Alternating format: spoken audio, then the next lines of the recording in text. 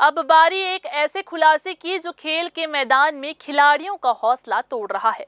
जी हां, बहतरई स्थित स्वर्गीय BR यादव स्टेडियम में बने इंडोर और आउटडोर कबड्डी स्टेडियम के निर्माण में घोर लापरवाही सामने आई है।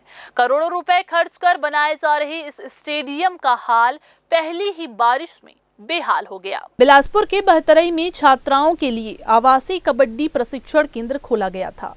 यहाँ फिलहाल 38 छात्राएं रहकर कबड्डी की बारीकियां सीख रही हैं, मगर पिछले 3 साल से इन खिलाड़ियों को एक सही मैदान तक नसीब नहीं हुआ। साल 2023-24 में राज्य सरकार ने 4 करोड़ 80 लाख रुपए की लागत से इंडोर और आउटडोर कबड्डी स्टेडियम बनाने का ऐलान किया था। काम का टेंडर नरेश कंस्ट्रक्शन को मिला, लेकिन हकीकत देखिए, काम पूरा होने से पहले ही पहली बरसात ने निर्माण की पोल खोल दी। इंडोर स्टेडियम की छत से पानी टपक रहा है, कई जगह प्लास्टर भी झड़ने लगे हैं। यही नहीं, दीवारों में दरारें भी पड़ गई है। खिलाड़ियों का कहना है कि जब भी बारिश होती है, पानी रिस कर हॉल में भर जाता है।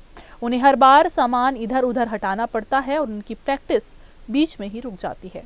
प्रैक्टिस करते हैं तो मतलब बहुत दिन का गैप हो जाता है, प्रैक्टिस नहीं कर पाते हम। जैसे कुछ प्रोग्राम होने लगते हैं, तो 15 दिन का गैप हो गया था और हमारा मैच था, तो ट्रायल देने भी गए तो वहाँ पे हमें काफ़ी सारे प्रभाव आए, उसके कारण प्रैक्टिस नहीं कर पाते थे। की समस्या आ रही है और उसमें ये है कि जैसे कुछ फंक्शन हो जाता है तो हमें गैप करना पड़ता है, जैसे राजनीतिक वाला और गेम वगैरह होता है और नेशनल वाला, तो फिर गैप करना पड़ा। बहुत सारे प्रॉब्लम होते हैं और उमस भी बहुत ज़्यादा है वहाँ पास। और मैट का क्या है? हाँ, मैट में तो और ज़्यादा, आधा दिन तो हमारा मैट ले जाना लगा, उसको फिर होता है तो फिर निकालो। कहाँ रखते हो, निकाल किस तरीके? जिम है एक बार और एक रूम है, उसमें ले जाते हैं, हम ले जाते हैं। बहुत ज़्यादा प्रॉब्लम होता है ले आना ले जाना। सीपेज भी बहुत ज़्यादा होता है, मतलब ऐसा होता है कि ऊपर से ना पानी गिरने लग जाए तो हमको बाल्टी लगाना पड़ता है, ऐसा टाइप का सीपेज होता है उसमें। तो काफ़ी सारे प्रॉब्लम होते हैं हमें ले जाना ले आना, और गैप भी हो जाते हैं, प्रैक्टिस में भी प्रॉब्लम आती है। हमें तो अभी तक हम अपना इंडोर मिला नहीं है, 2 साल से हो गए हैं। बोल रहे हैं कि मतलब बना है, पर अभी भी इसमें काम अभी अधूरा है। और अभी जहाँ हम प्रैक्टिस करते हैं इंडोर में, वहाँ पर हमें मतलब बार-बार यहाँ पर वहाँ फंक्शन होते रहते हैं और हमें कभी-कभी 15 दिन तक, कभी 1 हफ्ते तक ऐसा मतलब प्रैक्टिस में हमें दिक्कत आता है। बार-बार मैट उठाओ, बार-बार वो करो। कुछ कार्यक्रम होता है तो मैट को हमें खुद अंदर बाहर करना पड़ता है यहाँ से। किस तरह का फंक्शन होता है?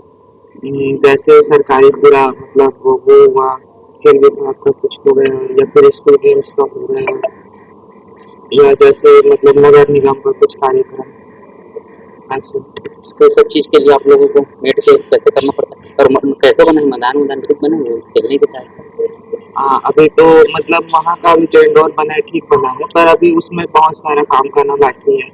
अभी उसमें अंदर इतना है कि उसमें अभी मेपर रोड नहीं लगा है और ठीक से ऊपर में अभी इतना गर्मी उमस रहता है कि कोई खेल ही नहीं सकता। अब उसमें अभी AC और सिल्वर कोटिंग लगना बचा है, मतलब बहुत सारे काम अभी बचे हुए हैं। आपको बता दें कि अभी तक ये स्टेडियम खेल विभाग को हैंडओवर भी नहीं हुआ है, यानी लोक निर्माण विभाग के जिम्मे है और इसी दौरान गुणवत्ता पर गंभीर सवाल उठ रहे हैं।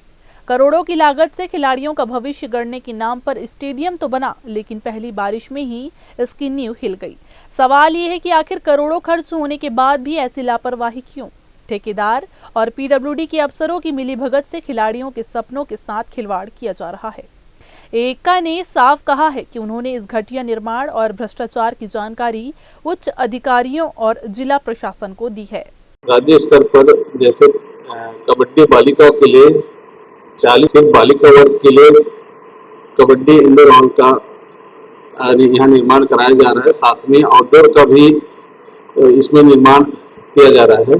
अभी हमारे पास पूर्ण रूप से कंप्लीट नहीं हुआ है, तो आउटडोर भी अभी कंप्लीट नहीं हुआ है। साथ ही इंडोर भी कंप्लीट हुआ है। जो एक्चुअल बच्चों के लिए खेलने की जो चाहिए था, स्पेस चाहिए था, जो मैपल वुड बिछना चाहिए था, वो मैपल वुड अभी तक नहीं बिछा हुआ है। और जहाँ तक जैसे इसमें सीपेज दरार की बात दिखी जा रही है, तो अभी हमारे पास हम इसलिए ऐसी हालत में भी हम लोग हैंडओवर खेल विभाग ने नहीं लिया है।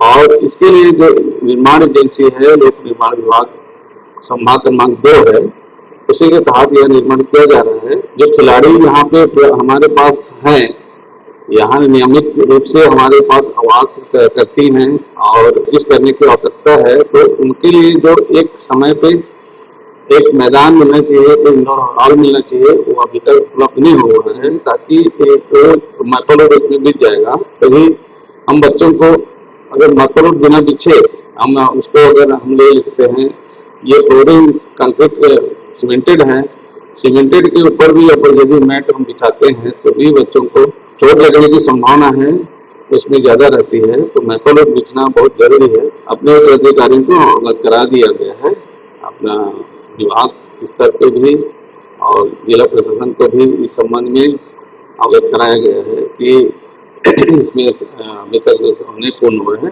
और जल्दी पूर्ण कराने के संबंध में इस संबंध में अवगत करा दिया गया है। कबड्डी में देश प्रदेश का नाम रोशन करने वाली ये बेटियां अब भी सही मैदान की राह देख रही हैं। अगर भ्रष्टाचार और लापरवाही ऐसी ही जारी रही तो आने वाले कल में इन खिलाड़ियों का भविष्य अंधेरे में ढकेल दिया जाएगा। इस बात पर कोई शक नहीं है। अब देखना यह है कि सरकार और जिम्मेदार विभाग क्या इस पर गौर करेंगे या फिर ये मामला भी फाइलों और कागजों में दबकर रह जाएगा। फिलहाल इतना तय है कि बहतरे स्टेडियम का ये घोटाला खेल प्रेमियों के लिए बड़ा सवाल खड़ा कर रहा है। कैमरामैन गोलू कश्यप के साथ भारतेंदु कौशिक की रिपोर्ट।